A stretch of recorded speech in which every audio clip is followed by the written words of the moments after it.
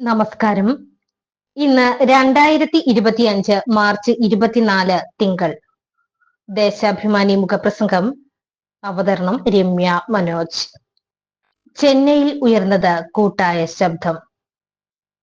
India എന്ന മഹത്തായ ജനാധിപത്യ റിപ്പബ്ലിക്കിന്റെ നിലനിൽപ്പ് തന്നെ അപകടത്തിലായ ഒരു കാലത്തിലൂടെയാണ് നമ്മൾ കടന്നു പോകുന്നത്. രാഷ്ട്രീയവും സാമ്പത്തികവുമായ ഒട്ടേറെ മാനങ്ങളുള്ള ഇന്ത്യ ഫെഡറൽ മൂല്യങ്ങൾ തകർക്കാൻ നിത്യേന എന്നവണ്ണം ശ്രമം നടക്കുന്നു. സംസ്ഥാനങ്ങളുടെ അവകാശങ്ങൾക്കും അധികാരങ്ങൾക്കും അഭിപ്രായങ്ങൾക്കും തെല്ലും വില കൽപ്പിക്കുന്നില്ല. സംസ്ഥാനങ്ങളുടെ യൂണിയനാണ് ഇന്ത്യ എന്ന ഭരണഘടനാ തത്വം തന്നെ മോദി ഭരണം അട്ടിമറിക്കുന്നു. സംസ്ഥാനങ്ങളുമായി ഒരുവിധ ചർച്ചയുമില്ലാതെ ഏകപക്ഷീയമായി ലോക്സഭാ മണ്ഡല പുനർനിർണയം നടപ്പാക്കാൻ ശ്രമിക്കുന്നതും ഈ സമീപനത്തിന്റെ ഭാഗമാണ്. ജനസംഖ്യാ നിയന്ത്രണം ഫലപ്രദമായി നടപ്പാക്കിയ ദക്ഷിണേന്ത്യൻ സംസ്ഥാനങ്ങളെ ദോഷകരമായി ബാധിക്കുന്ന മാനദണ്ഡങ്ങളുടെ അടിസ്ഥാനത്തിലാണ് മണ്ഡല പുനർനിർണയത്തിന് ഒരുങ്ങുന്നത്.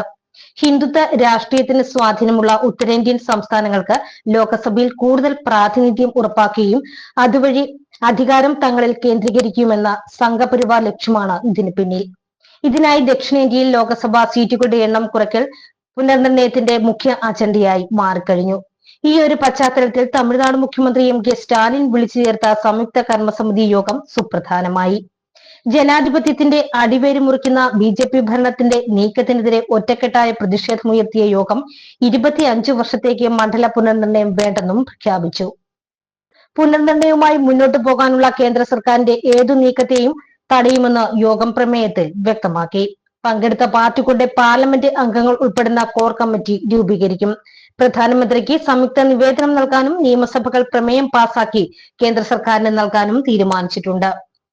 1971 സെൻസസ് പ്രകാരം നിശ്ചയിച്ച ലോക്സഭാ മണ്ഡലങ്ങൾ അടുത്ത 25 വർഷത്തേക്ക് തുടരണം. ഇതിന് ഭരണഘടനാ ഭേദഗതി കൊണ്ടുവരണം.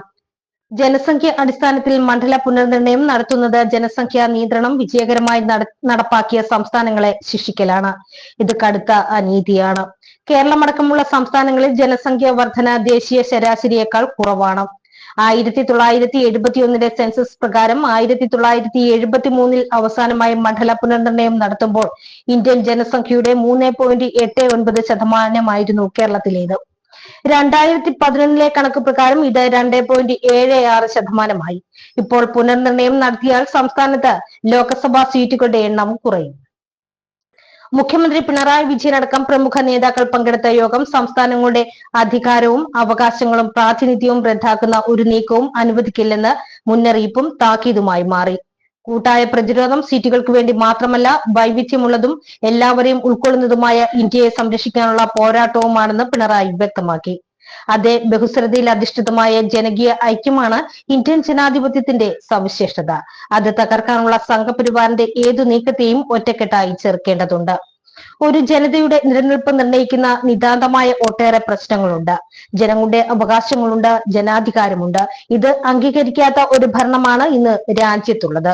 ഈ ഭരണത്തിന്റെ സമീപനങ്ങൾ വർഗീയ അധിഷ്ഠിതവും സങ്കുചിതവും ഏകാധിപത്യപരവും ഏകപക്ഷീയവുമാണ്. അതിന്റെ തുടർച്ച തന്നെയാണ് മണ്ഡല പുനർനിർണയവും. ഇവിടെ നിശബ്ദമായിരിക്കാൻ കഴിയില്ല. ശബ്ദം ഉയർത്തിയേ പറ്റൂ. അത് ഒറ്റപ്പെട്ട ശബ്ദമാകാനും പാടില്ല. കൂട്ടായ സ്വരമായിരിക്കണം. ആ കൂട്ടായ്മയാണ് ചെന്നൈയിൽ കണ്ടത്. ജനാധിപത്യത്തിന്റെ അടിസ്ഥാന തത്വങ്ങളിലൊന്ന് നീതിയാണ്. ആ നീതി ലഭിച്ചേ മതിയാവൂ. ചെന്നൈ യോഗം ഉയർത്തിയ നിലപാടും അത് തന്നെ. ദേശാഭിമാനി മുഖപ്രസംഗം ഇവിടെ പൂർണ്ണമാകുന്നു. നന്ദി, നമസ്കാരം.